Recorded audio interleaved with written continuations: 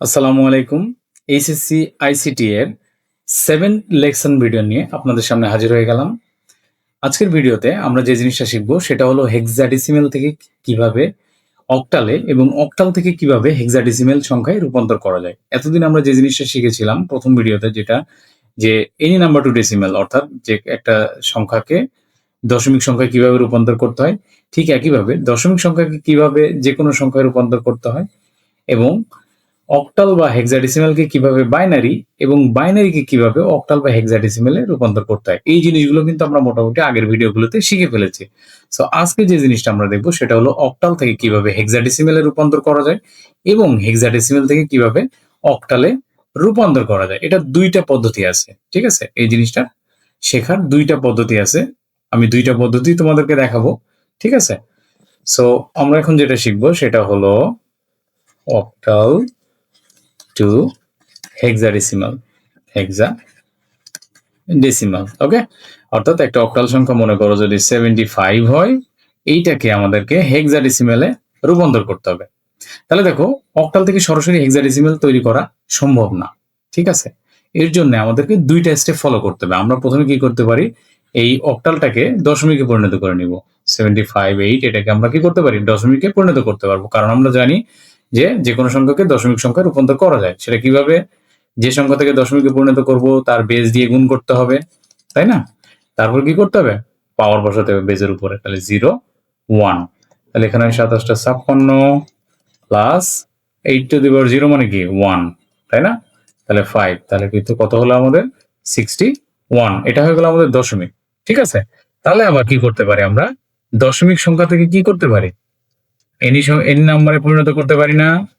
এটাকে কি করবো, আমরা 16 এ পরিণত করতে পারবো না? অবশ্যই পারবো, কারণ ডেসিমেল টু এনি নাম্বার এটা আমরা জানি। সেটা কি করতে হয়, যে সংখ্যাকে, যে দশমিক সংখ্যাটাকে যে বেজে পরিণত করতে হবে তার বেজ দ্বারা ভাগ করতে হয়, তাই না? তাহলে আমরা কি করব, এই 61কে ভাগ করব কত দিয়ে, 16 দিয়ে। তাহলে 5 ষোলং 80 হয়ে যায়, বেশি হয়ে যায়, 3 ষোলং 48, তাহলে এখানে হবে 3, হাতে থাকে কত, তাহলে 61 থেকে 48 বাদ দিলে হবে 3, হাতে 1, তাই না? 4 এর 5 1 13, তাহলে এখানে হবে আমাদের 13, ঠিক আছে? এবার একে কি করতে হবে, আবারও 16 দ্বারা ভাগ করতে হবে। 16 দ্বারা ভাগ করো, তাহলে এখানে হবে 0, আর এই 3টা চলে যাবে সামনে। তাহলে এই নিচ থেকে উপরে হয়ে গেল কি আমাদের হেক্সাডেসিমেল সংখ্যা, ঠিক আছে? তাহলে দেখো আমরা কি লিখছিলাম মনে আছে, এ কে লিখছিলাম 10, বি কে লিখছিলাম 11, সি কে লিখছিলাম 12, ডি কে লিখছিলাম 13, ই কে লিখছিলাম 14 এবং এফ কে কি লিখছিলাম 15 লিখছিলাম, মনে আছে? এই জিনিসটা আমাদের হেক্সাডেসিমেলে কিন্তু আমরা শিখছিলাম, ওকে? তাহলে দেখো আমাদের এই সংখ্যাটা কি দাঁড়াচ্ছে, এই যে আমাদের সংখ্যাটা ছিল 75 অক্টাল, এটা চলে আসতেছে কত 3, 13 এর মানটা কি আমাদের ডি, রাইট? তাহলে 3D 16, এটাই হয়ে গেল অক্টাল থেকে হেক্সাডেসিমেলে রূপান্তর। তাহলে বিষয়টা কি বোঝা গেল, আমরা অক্টাল থেকে সরাসরি কি করতে পারি না, হেক্সাডেসিমেলে রূপান্তর করতে পারি না। সেজন্য প্রথমে আমরা কি করলাম, অক্টালটাকে দশমিকে রূপান্তর করলাম এবং দশমিক থেকে হেক্সাডেসিমেলে রূপান্তর করলাম। তো দেখো এখানে আমাদের উত্তরটা আসছে 3D, তাই না? তো দেখো এই অঙ্কটা আমি অন্যভাবেও কিন্তু করতে পারি। সেটা কেমন, সেটা তোমাদেরকে একটু দেখাই। সেটা হলো, প্রথমে আমি অক্টাল থেকে বাইনারিতে রূপান্তর করব। মনে আছে, অক্টাল থেকে বাইনারিতে রূপান্তর করতে গেলে আমরা কি করছিলাম, অক্টাল থেকে বাইনারিতে রূপান্তর করতে গেলে আমরা প্রথমে যে অক্টাল সংখ্যাটা ছিল সেই প্রতিটাকে 4 to 1 বিট দ্বারা ভাগ করে নিছিলাম। এটাকে 4 to 1, এটাকে 4 to 1, তাহলে এখানে কত আসতেছে আমাদের, 7 হইতে গেলে 4 লাগে 1, 2 লাগে 1, 1ও লাগে 1, তিনটা 1, আর এখানে হচ্ছে আমাদের 4 লাগে, 2 লাগে না 1, তাহলে অতএব আমাদের 75, এটা ছিল আমাদের অক্টাল সংখ্যা। এটাকে দশমিকে করছে হয়েছিল 11101, এটা হয়ে গেছিল আমাদের বাইনারি। আবার আমরা বাইনারি থেকে হেক্সাডেসিমেল করা শিখছিলাম না, সেটা কেমন, সংখ্যাটা লিখি, 4টা 1 0 1, রাইট? 1 2 3 4 5টা, 1 2 3 4, এখানে 2 2 4 5 6টা টোটাল, তাই না? তাহলে দেখো এই বাইনারি সংখ্যাটাকে আমাদের এখন হেক্সাডেসিমেলে করতে হবে। হেক্সাডেসিমেল ছিল আমাদের 4 বিটের সংখ্যা, এই জন্য আমরা এই যে সর্বডান থেকে 4টা বিট করে ভাগ করে নিয়েছিলাম, তাই না? তাহলে 1 2 3 4 এই 4টা হবে আমাদের একটা, এবং এই যে দুইটা সংখ্যা আছে যেহেতু 4 বিট বানাতে হবে তাই সামনে দুইটা জিরো বসাই দিছি, এবং আমি বলছিলাম কোন সংখ্যার সামনে যদি জিরো বসাও তাহলে সংখ্যার ভ্যালু পরিবর্তন হয় না। ওকে, তাহলে এখানে কি দ্বারা গুণ করতে হবে? 8 4 2 1, এখানে কত হবে? 8 4 2 1, তাহলে এখানে আসে কত আমাদের? 2 1 2 আর 1 3, তাই না? আর এখানে আসে 8 1 8, 8 4 12 আর 1 13 13, তাহলে 13 এর মানটা কি ডি না? তাহলে দেখছো এখানেও কিন্তু আমাদের চলে আসছে যে 75 অক্টাল, এটাকে আমরা হেক্সাডেসিমেল করলে আমাদের কি আসবে? 3D 16। ওকে, তাহলে এটাও হয়ে গেল আমাদের অক্টাল থেকে হেক্সাডেসিমেল রূপান্তর করার দুইটা পদ্ধতি। এখন আমরা যেটা শিখবো সেটা হলো হেক্সাডেসিমেল থেকে কিভাবে অক্টালে রূপান্তর করা যায়। এটা খুবই সহজ, একই রকম সিস্টেমে আমরা শিখবো। হ্যাঁ, যে হেক্সাডেসিমেল থেকে কিভাবে অক্টালে রূপান্তর করা যায়। তাহলে দেখি আমরা হেক্সা টু অক্টাল, হেক্সা টু অক্টাল। তাহলে দেখো একটা হেক্সাডেসিমেল সংখ্যা মনে করো যে এই এই সংখ্যাটা দিয়ে আমরা করি 3D 16, এটাকে আমাদের বানাইতে হবে অক্টাল সংখ্যা। ওকে, তাহলে এটাকে আমরা কি করতে পারি? প্রথমে 16 কে দশমিকে পরিণত করতে পারি, তাহলে 3 ইন্টু 16 প্লাস ডি মানে কত? 13, তাই না? 13 ইন্টু 16, তাহলে এটার মান আসবে আমাদের 0, এটার আসবে কত?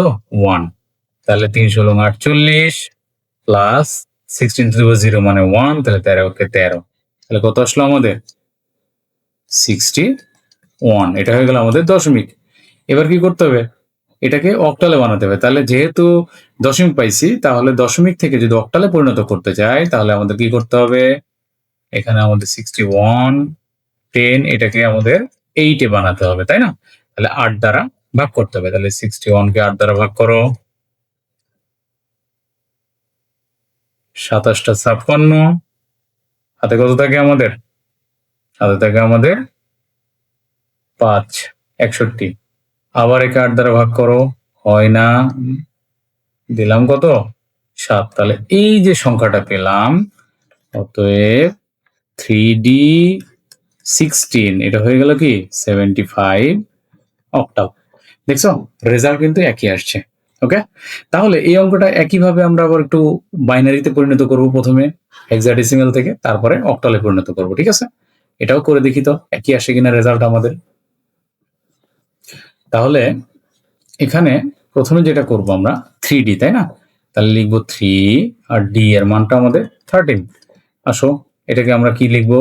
8 4 2 1, এটাকেও লিখবো আমরা 8 4 2 1।